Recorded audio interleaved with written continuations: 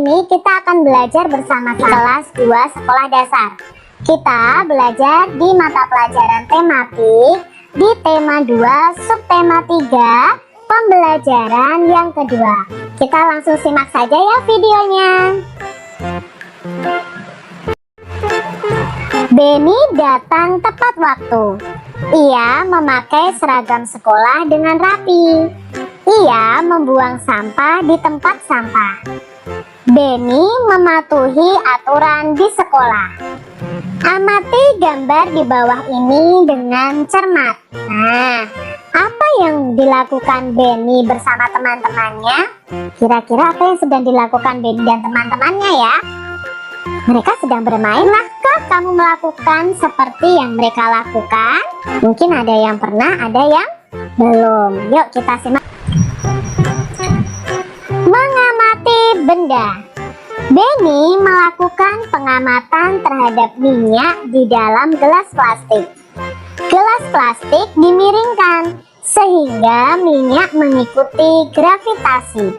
Gravitasi itu gaya tarik bumi.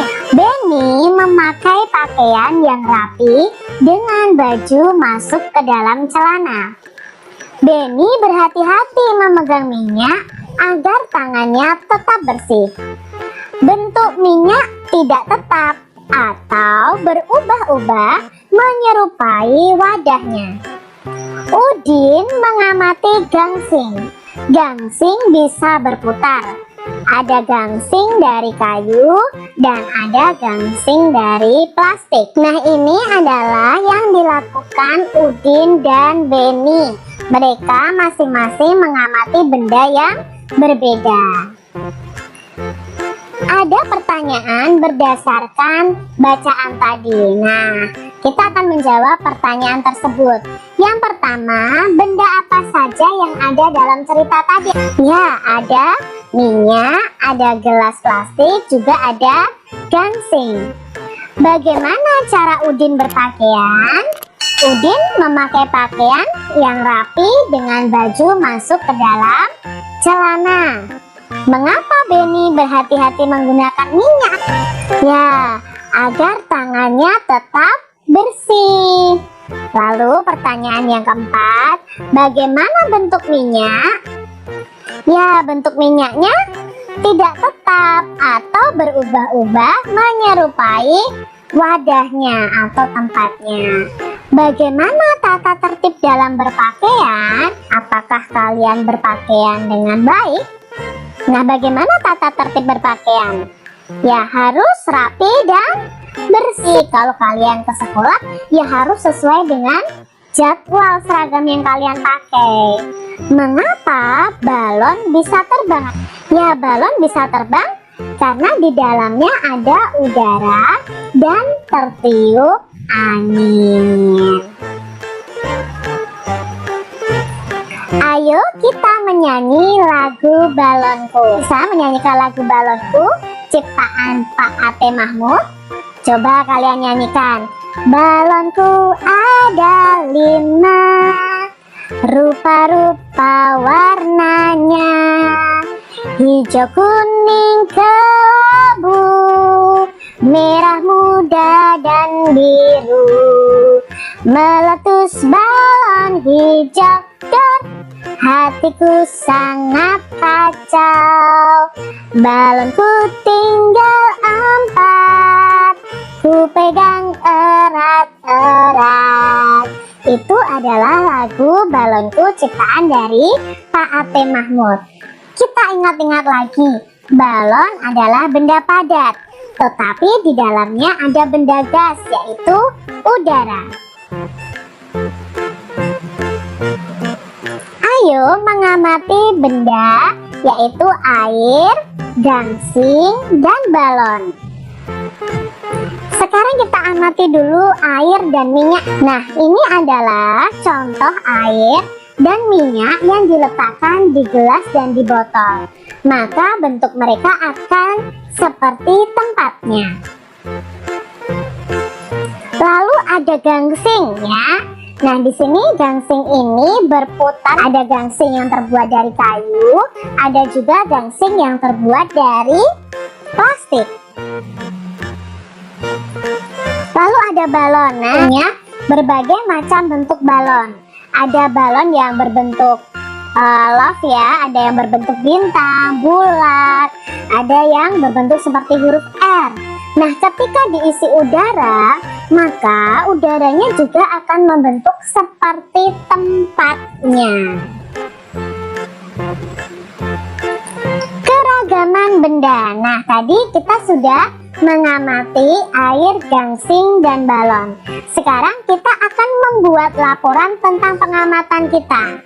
Petunjuknya, sediakan alat dan bahannya. Alat dan bahannya air, gangsing, dan balon.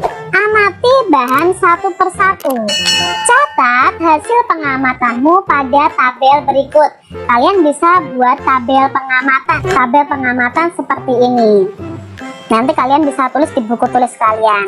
Yang pertama, nama bendanya adalah air. Ciri-ciri bendanya apa? Tidak berwarna. Mungkin ada juga air yang berwarna, tergantung yang kalian amati ya. Bentuknya seperti bentuk wadahnya. Lalu nama benda yang kedua adalah gangsing. Ciri-ciri bendanya apa? Bisa kalian sebutkan warnanya. Mungkin berwarna coklat. Kalau coklat itu biasanya terbuat dari kayu. Bisa juga berwarna-warni yang terbuat dari plastik. Bentuknya selalu tetap walaupun berpindah tempat. Boleh. Lalu kalian deskripsikan juga bentuknya juga boleh. Oh, bentuknya seperti tabung juga boleh. Lalu nama benda yang ketiga adalah balon. Nah, sesuai pengamatan kalian, balonnya mungkin warnanya berwarna-warni. Bentuknya ada yang bulat, ada yang love, ada yang bintang seperti bintang, ada yang berbentuk huruf. Nah, isi di dalamnya adalah udara. Nah, berdasarkan pengamatan tadi, kita dapat simpulkan bahwa air adalah benda cair yang bentuknya berubah sesuai wadahnya. Sedangkan gangsing dan balon adalah benda padat. Balon ketika ditiup berisi gas atau udara. Itu kesimpulannya. Mereka sedang bermain apa ya?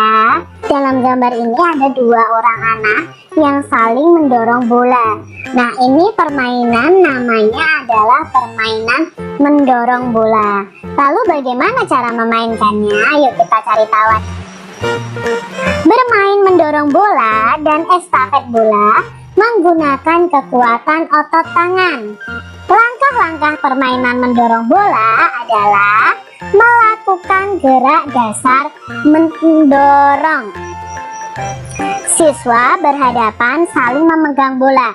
Jadi ada dua siswa yang berhadapan saling memegang bola. Pemain saling mendorong bola. Siswa yang bisa mendorong temannya adalah pemenangnya. Ingat, dalam permainan mendorong bola ini kalian harus diawasi oleh orang dewasa dan tidak boleh seenaknya mendorong temannya. Jadi siswa yang bisa mendorong temannya, tadi kan mendorongnya sama-sama mendorong bola.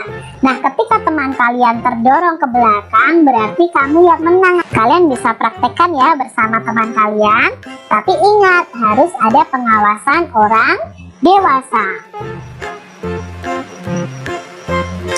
Apakah kalian tahu tata tertib berpakaian di sekolahmu? Lihat di sini.